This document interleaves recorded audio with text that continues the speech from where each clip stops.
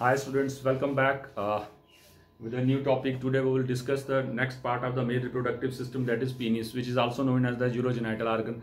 But at the end of this session, at the end of this topic we are able to answer a few questions कि semen और urine जो है वो एक साथ mail में क्यों रिलीज नहीं होता है। ठीक है, उसके बाद पीनिस जो है वो फ्रैक्चर होता है, हो सकता है। पीनिस में क्या कोई किसी तरह की बोन है, इसी तरह इरेक्शन बर्थ से पहले होता है नहीं। पीनिस जो शू का साइज है पर्सन का, क्या उतने साइज का पीनिस होता है। कॉशियस इंटरप्टस क्या होती है, प्री मैच्योर इजैकुलेशन क्या होती है, ठीक है, इजैकुलेशन का प्रोसेस कैसे रन करता है, एग्जैक्ट मैकेनिज्म क्या है, ठीक है, कॉशियस इंटरप्टस क्या है, सर्कमसिजन खुतना जिसको हम बोलते हैं वो क्या है, क्या इजैकुलेशन का प्रोसेस ब्रेन कंट्रोल करता है या नहीं। तो ये सभी क्वेश्चंस के आंसर हम सेशन के एंड में देंगे, तो आपसे रिक्वेस्ट है कि वीडियो को पूरा देखिएगा। So today we will discuss new topic that is associated with the male reproductive system, that is penis. तो ये आप पीनिस का स्ट्रक्चर यहाँ देख पा रहे हैं, ये डिफरेंट टिश्यूज जो हम डिस्कस करेंगे।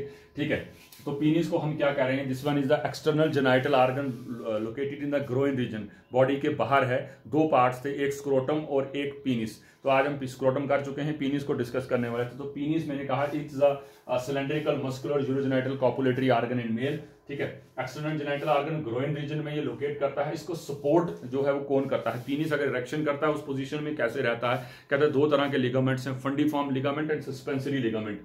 ये दोनों लिगामेंट जो हैं उसको वो होल्ड करते हैं। जो पीनिस है उसको हम तीन हिस्सों में बांटते हैं। पीनिस को हम glands of penis, body shaft और रूट, ठीक है, तीन हिस्सों में बांटते हैं। चलिए आगे देखते हैं इसका डिटेल क्या है। सो मेल एक्सटर्नल जेनाइटल ऑर्गन में दो चीजें मैंने कही, पीनिस और स्क्रोटम था। ठीक है, स्क्रोटम हम कर चुके हैं। पीनिस को जो है हमने कहा कि एक्सटर्नल जेनाइटल ऑर्गन है जो 10 to 15 सेंटीमीटर तक जो है वो लेंथ में हो सकता है, एक्सेप्शनल केसेस भी हैं, और 11 to 13 सेंटीमीटर तक जो है इसका जो है वो सर्कमफ्रेंस रह सकता है। सो ये तीन हिस्सों में बढ़ता है, कार्पस, पिनाइल पार्ट और रेडिक्स पार्ट हम हेड कह सकते हैं। ठीक है, उसके बाद बॉडी या शेफ्ट कह सकते हैं और रूट कह सकते हैं। ठीक है, अब हम हेड पार्ट में थोड़ा सा देखते हैं। हेड पार्ट ये रहा इसका, ठीक है, ये टॉप वाला पोर्शन जो है ये देख रहे हैं, ये शेफ्ट है पूरी और पीछे रूट है। तो हेड पार्ट में जो है आप स्ट्रक्चर जो देख पा रहे हैं ये स्ट्रक्चर है जिसको हम क्या कह रहे हैं, ग्लैंड्स ऑफ पीनिस। ये जो बाहर पूरा स्ट्रक्चर निकल के आया हुआ है, this structure is known as glands of penis. ठीक है, ग्लैंड्स ऑफ पीनिस ये तो ऊपर टिप में दिख रहा है और इसके आगे एक ओपनिंग रहती है जिसको हम क्या कहते हैं, एक्सटर्नल यूरेथर ओपनिंग, जहां से सीमन और यूरिन दोनों रिलीज होते हैं। इसको मीटस भी बोलते हैं। तो यही पार्ट जो है ग्लैंड्स के बाद थोड़ा सा एक्सटेंडेड पार्ट है, थोड़ा सा फैलता है ये नीचे की तरफ ऐसे। ये देखिए, इस एक्सटेंडेड फैले हुए पार्ट को ये इस तरह से, इसको हम बोलते हैं करोना ऑफ पीनिस। ठीक है, जैसे इंटरसेक्शुअल कोर्सेज पर्सन करता है ये एक्सपैंड हो जाता है और ज्यादा फूल जाता है विजाइना में एट द टाइम ऑफ कॉइशस। तो इसी के नीचे इसकी स्पेस बचती है, ये रही स्किन नीचे, ये स्किन, ये देखिए ये स्किन का पार्ट है और यहां बीच में ये स्पेस है, ये डॉटेड जो मैं बात कर रहा हूं, इसको हम बोलते हैं neck of glands of penis. ठीक है, ग्लैंड्स ऑफ पीनिस ये रहा, मीटस ये रहा, ओपनिंग इसकी, ये कोरोना रहा इसका। ठीक है, उसके बाद neck of glands of penis, और नीचे की स्किन के साथ ये ऊपर का पार्ट जुड़ा हुआ होता है ऐसे, इसको हम बोलते हैं फ्रेनुलम। ठीक है, ये नीचे रही स्किन, ये फ्रेनुलम जो है, या इस एरिया में neck of glands of penis में आपको टाइसन ग्लैंड्स भी दिखते हैं जो स्मिग्मा जनरेट करते हैं, आगे देखेंगे इसको। तो ये जो मैं बात कर रहा था फ्रेनुलम। ठीक है, अब कुछ रिलीजन्स में क्या है, हाँ इसको एक डायग्राम और देख के फिर बात करते हैं। ये देखिएगा, ये आप देख पा रहे होंगे, ये स्किन का सेंटर वाला पार्ट है जिसको मैंने ग्लैंड्स ऑफ पीनिस कहा। पीनिस का पार्ट ग्लैंड्स ऑफ, ये किसकी एक्सटेंशन है इसको बाद में देखते हैं। ये ग्लैंड्स ऑफ पीनिस है, इसकी ओपनिंग मीटस जिसको मैंने कहा, एक्सटर्नल यूरोजेनाइटल ऑर्गन की ओपनिंग जो है, इसको कवर करने वाली ये स्किन है पूरी, ये स्किन जिसको हम फोर स्किन कह रहे हैं। उसके आगे भी टिप पे जाके इस तरह का जो है स्किन का इस तरह का रिंग सा बनता है। ठीक है, स्किन का, इसको बोलते हैं परक्यूटियल रिंग। ठीक है, और इस फोर स्किन को कुछ रिलीजन्स में जो है वो कट किया जाता है, रिमूव किया जाता है, जिसको हम बोलते हैं सर्कमसिजन। जैसे कुछ मुस्लिम्स कंट्रीज में या मुस्लिम्स कम्युनिटी के लोग करते हैं या ज्यूइश लोग करते हैं, उसको हम सर्कमसिजन बोलते हैं, जिसको खुतना में बोलते हैं, ये सर्कमसिजन। यहां से एक चीज हमें क्लियर हो गई है। दूसरा टर्म एक यहाँ पे और था, फिमोसिस क्या है, इसको भी हम क्लियर कर लें। कुछ मेल में क्या होता है, ये जो स्किन है ऊपर वाली फोर स्किन, ये बहुत ज्यादा टाइट होती है, जिसकी वजह से पीनिस रिट्रैक्टेड नहीं हो सकता, स्किन पीछे नहीं जाती, ग्लैंड्स ऑफ पीनिस बाहर आ सके। उस स्टेट को हम टाइटन स्टेट को फिमोसिस बोलते हैं। ठीक है, तो ये था इसका top most part, that is glands penis का पार्ट जो था। ठीक है, उसमें ग्लैंड्स पीनिस, उसके साथ मीटस, उसके साथ कोरोना फ्रेनुलम, ठीक है, और कोरोना सल्कस भी है नीचे वाला वो एरिया, ये देखिए जहां पे ये फिट होता है आके। क्लियर। उसके बाद नेक्स्ट पार्ट जो है दैट इज शाफ्ट।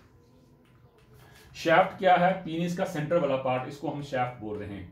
ये रहा शाफ्ट, ये पूरा पार्ट शाफ्ट। ये शाफ्ट किससे बना हुआ है, शाफ्ट को अगर हम ध्यान से देखें, यहाँ दो तरफ, ये बाहर से तो स्किन से कवर है, ठीक है, अगर हम पूरे इसको देख के चलें, पीनिस को एक बार लेयर्स में इसको काउंट कर लें, तो हमें पता चलेगा कि बाहर से अगर देखें तो स्किन ये कवर कर रही है पीनिस को, ये सेक्शन है इसकी ट्रांसफर सेक्शन। उसके अंदर सुपरफिशियल डार्टोस मसल्स हैं, ये दूसरी व्हाइट वाली लाइनिंग। उसके बाद तीसरा इसमें देखिए एरोलर टिश्यूज हैं, ये येलो वाली लाइनिंग, ठीक है। फिर डीप बक्स फैशिया है, ठीक है। फिर उसके अंदर ट्यूनिका एल्बुजिनिया, ट्यूनिका एल्बुजिनिया ने ये देखिए कुछ टिश्यूज को कवर किया हुआ है, कार्पोरा कैवर्नोसा, और एक ये टिश्यू है कार्पस स्पॉन्जियोसम, इसको भी कवर किया हुआ है। आगे देखेंगे इसमें आर्टरी है, तो जो है पिनाइल यूरिथ्रा किसमें है। तो शाफ्ट की जो मैं बात कर रहा था, शाफ्ट को अगर हम यहां देखें बिल्कुल इस डायग्राम में, ये देखिए बिल्कुल शाफ्ट को अंदर तक शाफ्ट में है क्या, तो आप देख पाएंगे कि शाफ्ट में दो तरह के टिश्यूज हैं। दो तरह के टिश्यूज कौन कौन से हैं, मैंने कह दिया आपसे, कार्पोरा कैवर्नोसा और कार्पस स्पॉन्जियोसम। जो आप यहां पे देख के आ रहे थे कि पूरे के पूरे, ये देखिए ये टिश्यूज जो हैं, ये रेक्टाइल टिश्यूज हैं, इन्हीं में ब्लड एनगॉर्ज्ड होता है, तभी जाके पीनिस जो है वो इरेक्ट करता है। एक ये देखिए टिश्यू, ये ठीक है, और एक सेंटर का टिश्यू देखिए। अब हम इनको एनाटॉमिकली देख लेते हैं कि ये है क्या।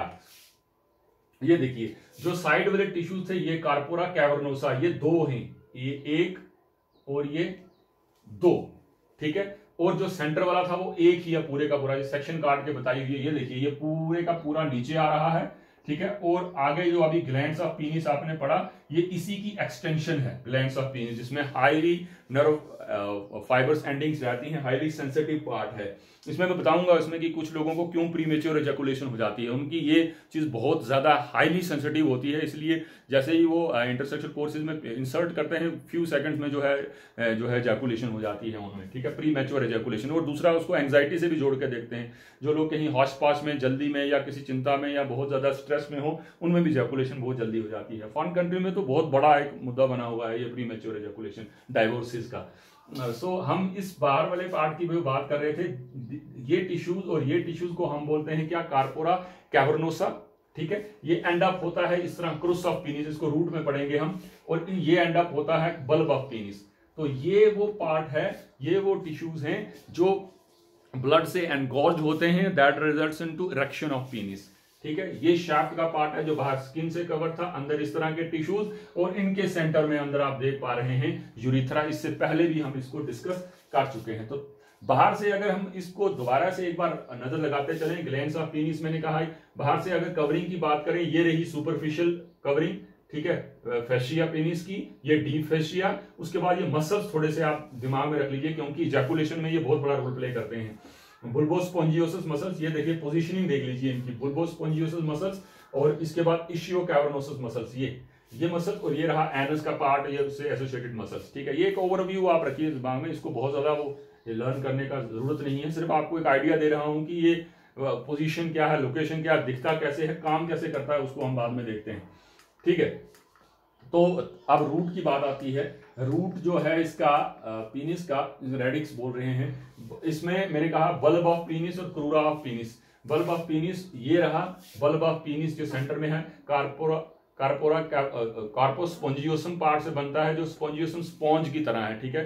तो दूसरा जो है ये कार्पोरा कैवर्नोसा, ये देखिए ये इस तरह से क्रूस कहलाता है पीनिस का। तो ये इसका रूट पार्ट है, जहां पीछे कहीं यूरिथ्रा जो है ये देखिए बीच में से पास हो रहा है, ठीक है। ये आप एक ओवरव्यू दोबारा देख सकते हैं यहाँ पे, ठीक है। ये कैप रिमूव हुआ है, ये देखिए, ये हमने एक डायग्राम, ये देखिए ये एक और चीज थी, कोरोना जो मैं कह रहा था, ये देखिए ये कोरोना है, ये पूरा पार्ट जहां मैं उंगली घुमा रहा हूं, corona rim of the glands of penis का रिम जो है पीछे, ये मैंने कहा ये एक्सपैंड हो जाता है इंटरसेक्शुअल कोर्सेज के दौरान। ये फ्रेनुलम है सेंटर में स्किन जिसने इसको जोड़ा हुआ है, ये सर्कमसिजन के दौरान रिमूव करते हैं। जो स्किन इसको कवर की हुई थी पूरी, इसको फोर स्किन कहते हैं, ठीक है। यूरिथ्रल ओपनिंग ये रही और ग्लैंड्स ऑफ पीनिस ये रहा। तो अब हम चलते हैं क्वेश्चंस की तरफ। सबसे इंपॉर्टेंट बात कि मेल सेक्सुअल रिस्पॉन्सेज में अराउजल कैसे होता है, इरेक्शन कैसे होती है। अराउजल क्या है? जब भी कोई मेल किसी भी तरह का स्टिमुलस रिसीव करेगा, क्या स्टिमुलस, चाहे वो सुन के हो, ठीक है, ऑडिटरी हो, ओरल हो या विजुअली हो, कुछ चीज ऐसी देख रहा है, कुछ सुन रहा है, ठीक है, कुछ इस तरह का इमेजिन कर रहा है, ठीक है, या टैक्टाइल रिसेप्टर्स किस तरह का टच हो रहा है, तो वो एक सेंसिटिविटी उसमें जनरेट करते हैं, स्टिमुलस जनरेट करते हैं। और वो स्टिमुलस क्या करता है? इरेक्शन काज करता है पीनिस में।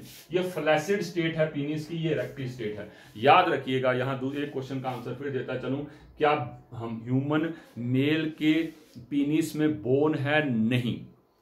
अभी आपने स्ट्रक्चर देखा, किसी तरह की कोई बोन नहीं है, वहां सिर्फ वो टिश्यूज हैं जिनको हम क्या कह रहे थे, erectile tissues, that is corpora cavernosa and corpus स्पोंजियोसम।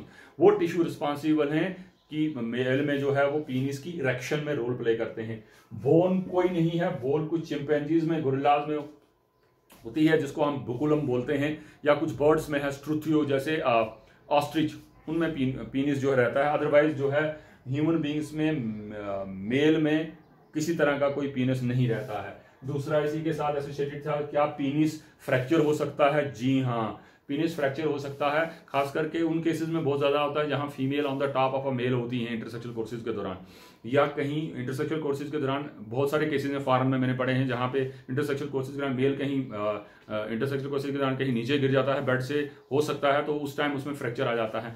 एल्बोजिनिया जो है फ्रैक्चर होता है और अंदर के टिश्यूज जो है डैमेज होते हैं, दैट इज कार्पोरा कैवर्नोसा वगैरह जो है ये डैमेज हो सकते हैं। और लॉन्ग टर्म तक जो है बहुत पेनफुल रहता है, लॉन्ग टर्म तक ये बहुत ज्यादा इफेक्ट करते हैं सेक्सुअल लाइफ के ऊपर। तो हम इरेक्शन भी देख लेते हैं पहले, उसके बाद लास्ट में क्वेश्चंस का आंसर कर लेंगे। इरेक्शन कैसे होती है? पहले मैंने कहा कि मेल में ये जो फ्लैसिड स्टेट में था, तो इरेक्ट पीनिस कैसे होगा? कहता है occurs when neurons release nitric oxide. चलिए इसको थोड़ा सा डिटेल में देख लेते हैं, होता क्या है बेसिकली। मैं यहाँ ऐड करता चलूं।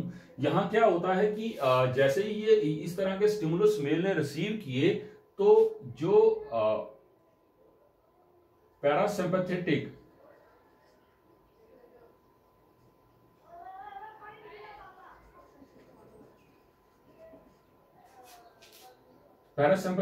नर्व्स हैं, कहां की?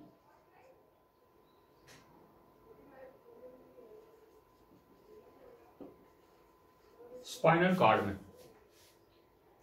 Sacral nerves. Parasympathetic nerve spinal cord से, देखिए 31 पेयर्स इधर से होती हैं, 31 इधर से होती हैं। पैरासिम्पैथेटिक और सिम्पैथेटिक दो तरह की होती हैं जो ऑटोनॉमिक नर्व सिस्टम का पार्ट हैं। उनमें से पैरासिम्पैथेटिक नर्व्स क्या करती हैं? ये नर्व्स जो हैं जैसे स्टिमुलस रिसीव करता है स्पाइनल कॉर्ड के सैक्रल रीजन से, ये पैरासिम्पैथेटिक नर्व्स क्या करती हैं सैक्रल रीजन से? ये नाइट्रिक ऑक्साइड रिलीज होता है इनमें से। ये नाइट्रिक ऑक्साइड क्या करता है? जितने भी स्मूथ मसल्स हैं, किसके? जो हम सेक्शन देख रहे थे, किसकी? ये पीनिस की सेक्शन अगर हम देखें, ये देखिए पीनिस के सेक्शन में ये दो टिश्यूज हैं, दैट इज कार्पोरा कैवर्नोसा और ये स्पोंजियोसम है। स्पोंजियोसम के सेंटर में ये आप देख पा रहे हैं, ये आपका यूरिथ्रा है, ठीक है, और यहां पे ये आर्टरीज हैं। कहता है वो क्या करता है, ये जो नाइट्रिक ऑक्साइड है ये इसकी वॉल्स को, इसके मसल्स को जो है स्मूथ मसल्स को बिल्कुल रिलैक्स कर देता है, और ये स्पॉन्जी स्ट्रक्चर जो है दैट इज कार्पोरा कैवर्नोसा वगैरह, इनके टिश्यूज को भी क्या कर देता है? बिल्कुल रिलैक्स कर देता है, जिसकी वजह से ब्लड जो है रश करता है और अंदर पहुंच जाता है। मैंने क्या कहा? नाइट्रिक ऑक्साइड जो रिलीज हुआ, स्मूथ मसल्स जो हैं ब्लड वेसल्स के प्लस इरेक्टाइल टिश्यूज जो पीनिस में है, इनको बिल्कुल रिलैक्स करता है। जब ये रिलैक्स करता है तो ब्लड रश करके वहां पहुंचता है, और इसके वो जो एरिया है वो एक्सपैंड करते हैं, और जितनी बीच में आर्टरीज हैं, सॉरी वेन्स हैं, उन वेन्स को ये प्रेस कर देते हैं, ठीक है। जैसे ही ये फैलेगा ब्लड वेसल्स में आर्टरी से ब्लड अंदर आया तो जो वेन्स हैं वो टाइट होती जा रही हैं, क्योंकि ब्लड कहीं आके वापस ना चला जाए, इसलिए जब तक वो एनगॉर्ज्ड होता है इसमें, ये पूरे के पूरे जो हैं, जो स्पॉन्जी टिश्यूज हैं पीनिस में, ये सारे टिश्यूज जब ब्लड से एनगॉर्ज हो जाएंगे, that results into erection of penis. तो सेक्रल पार्ट जो स्पाइनल कॉर्ड का है, पैरासिम्पैथेटिक नर्वस सिस्टम के थ्रू नाइट्रिक ऑक्साइड रिलीज होता है। नाइट्रिक ऑक्साइड क्या करता है, स्मूथ मसल्स में स्पेशली जो ब्लड वेसल्स के हैं और कार्पस स्पॉन्जियोसम उनके ऊपर इफेक्ट करता है, वो बिल्कुल रिलैक्स होते हैं। बाहर से ब्लड जो है रश करता है, वैसो कंजेशन कहते हैं उसको, वो रश करता है और सारे के सारे इन टिश्यूज को एनगॉर्ज करता है ब्लड से, that results into the erection of penis. Penis इस तरह से जो है वो इरेक्ट होता है। ये कहता है nitric oxide causes smooth muscles of the penile arteries to relax करता है, वेसल्स डायलेट हो जाती हैं, ढीली हो जाती हैं, blood flow to the erectile tissues की तरफ फ्लो करता है, इंक्रीज करता है, 10 गुना ज्यादा होता है नॉर्मल से। The vascular channels engorge with blood resulting pressure causes the penis to become stiff. इसकी वजह से प्रेशर बनता है, वेन्स सप्रेस हो जाती हैं, ब्लड को वापस बाहर नहीं लेके जा सकती, वो ब्लड जो है अंदर रहता है उन इरेक्टाइल टिश्यूज में, जिसकी वजह से क्या होता है, ये जो है इरेक्शन का प्रोसेस जो है वो रन होता है। ड्यूरिंग अरोजल इसी टाइम इंक्रीज, इस टाइम क्या हो रहा था, हार्ट रेट फास्ट होगा, ब्लड प्रेशर फास्ट होगा, स्केलेटल मसल स्टोन जो है वो फास्ट होगा, हाइपर वेंटिलेटेड प्रोसेस जो है वो चलेगा। इसके साथ क्या हो रहा है, बुल्बो यूरिथ्रल ग्लैंड्स जो हमने आगे पढ़ने हैं, continued stimulation causes the release of mucus from these glands. This mucus lubricates the penile urethra and the gland penis. These secretions can carry sperms. अब ये क्वेश्चन का आंसर यहां और निकल गया है।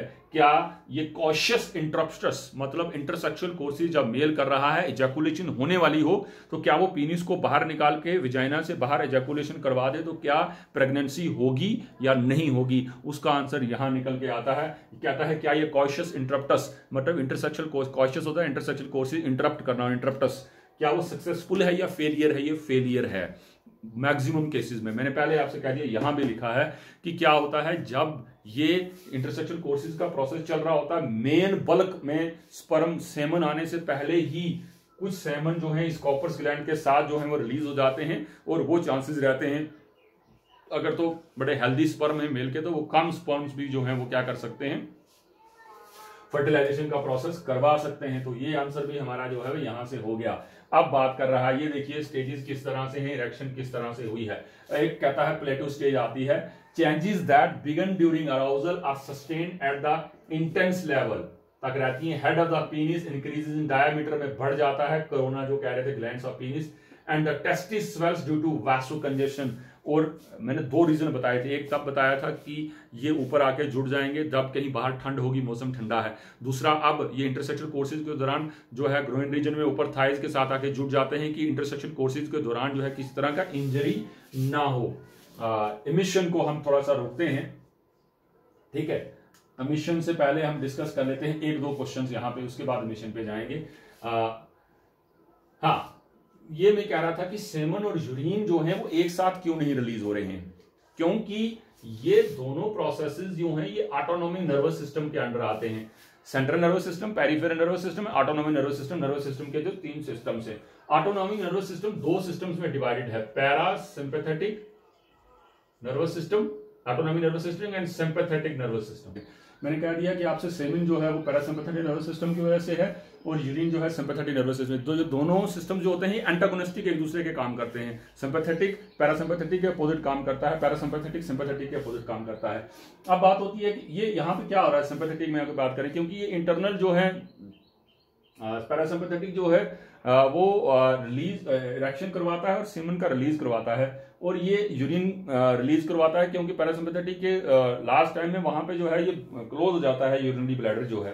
तो यहाँ पे आगे हम देख लेते हैं एमिशन का प्रोसेस जो है, रिलीज होने का प्रोसेस जैसे कैसे शुरू होता है।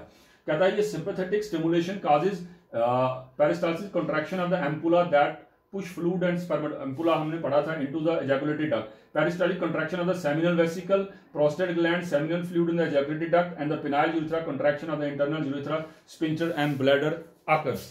कहता है कि क्या हो रहा है, फिर इसके बाद एजैकुलेशन का process, sympathetic stimulation of the ischio cavernosus muscles की जो मैं बात कर रहा था स्टार्टिंग से, मैंने कहा था ये देखिए इशियो कैवर्नोसस मसल्स, ये रहे इशियो कैवर्नोसस मसल्स, ठीक है। और दूसरे बुल्बोस्पोंजियोसस मसल्स, ये बुल्बोस्पोंजियोसस मसल्स भी जो हैं ये इसी के नीचे हैं, ये दोनों मसल्स। और इसके अलावा एक तीसरे मसल्स भी रहते हैं, पेरिनियस मसल्स जिनको हम कहीं कहते हैं, ठीक है। ये मसल्स जो हैं, ये तीनों मसल्स जो हैं पेरिनियल मसल्स, ये देखिए डीप ट्रांसवर्स पेरिनियस मसल्स, ये मसल्स भी एडिशन करते हैं। ये क्या करते हैं, पेरिस्टालिक रिदमिक कंट्रैक्शन जो है करते हैं, contractions that push the semen out of the penile urethra से बाहर लाते हैं, ठीक है। अगर मैं फिर से बात करूं तो इजैकुलेशन के प्रोसेस को सिंपैथेटिक नर्वस सिस्टम कंट्रोल करता है। ये सिंपैथेटिक नर्वस सिस्टम कहां से कहां चल रहा है, कहां से ओरिजिनेट हो रहा है, इसके इंपल्सेस कहां से हैं, तो कहता है ये ल्यूम्बर थोरैसिक 12 और लूम्बर फर्स्ट और सेकंड, ये जो है नर्व्स हैं, ये सिंपैथेटिक नर्व्स जो हैं, इनसे इनको स्टिमुलेशन मिलती है। थोरैसिक 12 कहा मैंने आपसे, लूम्बर फर्स्ट और सेकंड नर्व्स कहा, यहां से स्टिमुलेशन मिलती है। और इस स्टिमुलेशन की वजह से लूम्बर पोर्शन जो मैं कह रहा था, लूम्बर पोर्शन जो स्पाइनल कॉर्ड का है, ये क्या करता है, स्मूथ मसल स्पिंस्टर जो बेस में है यूरिनरी ब्लैडर के, उनको क्लोज ऑफ कर देता है। जो यूरिनरी ब्लैडर में स्पिंस्टर मसल्स हैं, हमने पढ़ा था यूरिनरी ब्लैडर में, ठीक है, इंटरनल एक्सटर्नल स्पिंस्टर मसल, तो उनको बंद करता है ताकि ये स्पर्म जो है कहीं वहां ऐड ना हो जाए या यूरिन कहीं नीचे ना आ जाए। उसके बाद ये प्रोसेस जो है फर्दर, इसमें डिफरेंट मैंने ऑर्गन्स की बात की, जैसे मैं बात कर रहा था कि इसमें मसल्स तो इन्वॉल्व हैं। पेरिस्टालिक कंट्रैक्शन जो है वो एपिडिडाइमस में जाती है, वास डिफरेंस में जाती है, सेमिनल वेसिकल में, एजैकुलेटरी डक्ट में, प्रोस्टेट ग्लैंड्स में, ठीक है। यही सेमन को आगे पुश करते हैं पीनिस की तरफ, दैट रिजल्ट्स इनटू, जब ये मसल साथ में एडिशन करते हैं, कंट्रैक्शन करते हैं, तो फिर इजैकुलेशन का प्रोसेस होता है। 3 to 400 मिलियन स्पर्म्स रिलीज होते हैं, 1 to 3 मिलीलीटर तक जो है वो इजैकुलेशन होती है। तो एक स्टेट है ऑर्गेस्म, एक लिबिडो होती है, लिबिडो, LIBIDO, सेक्सुअल अर्ज। ऑर्गेज्म क्या है, जब पीक स्टेज पे इजैकुलेशन मतलब पर्सन पहुंच जाता है इजैकुलेशन के बाद, वो सेक्सुअल प्लेयर जिसको हम बोलते हैं, intensely pleasurable sensation associated with ejaculation, वो पीक स्टेज पे पहुंच के जो है प्लेजरेबल सेंसेशन हो रही है इजैकुलेशन की, ठीक है, उसको ऑर्गेज्म बोलते हैं। Other physiological changes include pronounced, यहाँ पे रहता है हार्ट रेट रहता है, ब्लड प्रेशर, क्योंकि यहाँ कहते हैं जिनका ब्लड प्रेशर हाई है या हार्ट की प्रॉब्लम है तो इंटरसेक्शुअल कप्सिस करने में उनको थोड़ा सा जो है रिस्क रहता है। तो रेजोल्यूशन की बात करें, sense of profound relaxation, genital tissues, heart rate, blood pressure, breathing and muscle tone return to normal, ये वापस नॉर्मल हो जाते हैं। और during early period of resolution bears enter a refractory period during which a second ejaculation orgasm physiological impossible. उस time period में जब अभी एक इंटरसेक्शन खत्म हुआ है, सेकंड रिफ्रैक्टरी पीरियड में जाना जो है वो बहुत मुश्किल रहता है। सो इसमें हम कुछ क्वेश्चंस ऐड करते चलें। देखिए, अगर इरेक्शन के प्रोसेस जो है इस तरह से रन कर रहा था, तो रिलैक्सेशन के प्रोसेस में भी वापस वैसे ही होता है। जब जो है इरेक्शन हुई है तो पीनिस फ्लैसिड होगा, तो अब क्या होगा, जब ये ऑर्गेज्म पीक स्टेज पे जाके पहुंच चुका है, इंपल्सेस जनरेट हो चुकी हैं, अब क्या होगा, जो वेन्स थी जो प्रेस हुई थी किसकी वजह से, साइनाइड टिश्यूज की वजह से, साइनोसाइड जो कार्पोसा, कैवर्नोसा, स्पॉन्जियोसम में उनमें ब्लड रश किया हुआ था, अब इनमें कंस्ट्रिक्शन होती है, तो ये वापस से ब्लड जो है, क्योंकि जो वीन्स को इन्होंने प्रेस करके रखा था वेन्स को, अब वेन्स जो हैं वो रिलैक्स होती हैं और यहां से ब्लड वापस निकल जाता है, जिसकी वजह से पीनिस जो है वो फ्लैसिड हो जाता है। सो अब हम इन क्वेश्चन जुड़े हुए क्वेश्चंस का आंसर से बात करेंगे। पीनिस का फ्रैक्चर हमने देख लिया, पीनिस में बोन है या नहीं देख लिया। एजैकुलेशन का प्रोसेस कह लिया ब्रेनलेस है, क्योंकि यहाँ पे इंपल्सेस ब्रेन से आ नहीं रही है, स्पाइनल कॉर्ड से एसोसिएटेड प्रोसेस है। क्लियर। एंगल ऑफ इरेक्शन क्या है, किसी पर्सन का पीनिस जो है वो कितने एंगल तक जो है वो इरेक्ट कर सकता है, कहता है ये वेरी करता है। अगर हम इरेक्शन की बात करें तो कहता है 30 से मतलब 30 to 85 डिग्री के एंगल पे जो है मैक्सिमम लोगों का, तकरीबन 30% पॉपुलेशन जो है वो इस तरह से, मैक्सिमम लोगों का, इससे वो पीछे भी है लेकिन जो मैक्सिमम मैं कह रहा हूं, बाकी 19-20 इस तरह से होंगे, तो मैक्सिमम ये रहता है। तो लास्ट कहता है कि ये कहां तक जा सकता है, मतलब इरेक्शन का एंगल जो है कहां से जा सकता है। कुछ इंडिविजुअल में कहता है 120 से 180 डिग्री तक भी पीनिस की इरेक्शन जा सकती है। ठीक है, ये था सेकंड, थर्ड, फोर्थ क्वेश्चन का आंसर। और ये था erection before birth possible, sometimes हुआ है, कुछ बच्चे जो पैदा हुए हैं उनमें इरेक्शन रहती है पीनिस में। तो शू साइज का पीनिस से कोई लेना देना है नहीं। पीनिस ट्वाइस लॉन्ग है, जी हाँ, जितना बाहर है उतना अंदर है, अगर हम उसके रूट की बात करें तो। कॉशन इंटरप्टस हमने देख लिया, सर्कमसिजन पढ़ लिया, नोक्टर्नल एमिशन क्या हो गया, नाइट में जो है वो इमिशन हो जाना, इस तरह के ड्रीम्स या कुछ इस तरह का प्रोसेस जो है वो समटाइम जो है वो नॉकटर्नल इमिशन जो है वो जनरेट करता है। ठीक है। इरेक्टाइल डिसफंक्शनिंग और इम्पोटेंसी, कुछ लोगों में क्या होता है कि जब तक वो सेक्सुअल फोरप्ले कर रहे हैं उतने टाइम पीरियड तक उनका पीनिस इरेक्ट नहीं रहता, मतलब इरेक्शन पीनिस की जल्दी खत्म हो जाती है, जिसकी वजह से उनकी वो सेक्सुअल लाइफ सेटिस्फैक्टरी नहीं रहती। उस स्टेट को कहते हैं हम इरेक्टाइल डिसफंक्शनिंग, मतलब फोर प्ले एंड होने तक, ऑर्गेस्म में आने तक वो पीनिस जो है वो इरेक्ट नहीं रह पाता है, जिसको हम इरेक्टाइल डिसफंक्शनिंग कहते हैं। मैंने आपसे कहा भी इरेक्टाइल डिसफंक्शनिंग नर्वस सिस्टम से रिलेटेड हो सकता है, एंग्जाइटी से लेके हो सकता है, पुअर डाइट से रिलेटेड हो सकता है। ठीक है। Hyper sensitive glands of penis की वजह से होता है, एंग्जाइटी की वजह से हो सकता है। ठीक है।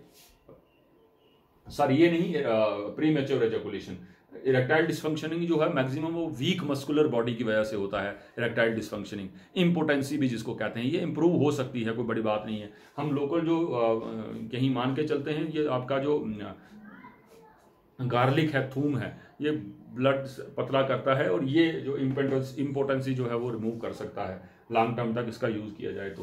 प्रायोप्लाज्म क्या है? प्रायोप्लाज्म था कि जब क्या हो, पेनफुल इरेक्शन, जैसे ही मेल में इरेक्शन, प्री मैच्योर इजैकुलेशन था कि इजैकुलेशन टाइम से पहले हो जाए। ठीक है। जैसे मैं कह रहा था एंग्जाइटी की वजह से, सेंसिटिव ग्लैंड्स ऑफ पीनिस की वजह से हो सकता है। प्रायोपिज्म क्या है? पेनफुल इरेक्शन, जब पर्सन में पीनिस इरेक्ट होता है तो वो बड़ा पेन काज करता है। कहता है ये इसमें मल्टीपल रीजन हो सकते हैं, इसमें जो है उसके नर्वस सिस्टम से जो नर्व्स आ रही हैं वो कहीं इफेक्ट कर सकती हैं, वो अंदर जो ब्लड सप्लाई है उनमें किसी तरह की प्रॉब्लम हो सकती है। ठीक है। ये इसके मल्टीपल रीजन रहते हैं प्रायोप्लाज्म के। फेमोसिस कहा कि स्किन जब कवर कर लेती है पूरे से पूरे पीनिस को। ठीक है। इरेक्शन ऑफ पीनिस में आप देखेंगे कि पीनिस जो है इरेक्ट कैसे हो रहा है, हमने वो प्रोसेस पढ़ लिया, क्या नाइट्रिक ऑक्साइड काम कर रहा है पैरासिम्पैथेटिक नर्वस सिस्टम से। एजैकुलेशन भी सेमेंस की हमने पढ़ ली कि एजैकुलेशन कैसे होती है। ठीक है। So this was all about the male reproductive urogenital organ that is penis, जो है यूरोजेनिटल ऑर्गन है, वो इंटरसेक्शुअल कोर्सेज में भी हेल्प करता है, एज वेल एज वो क्या करता है, गैमीट्स जो हैं उनको भी ट्रांसफर करता है, प्लस वहीं से जो है वो यूरिनरी जो है प्रोडक्ट दैट इज यूरिन भी जो है रिलीज होता है। So thank you, thanks a lot.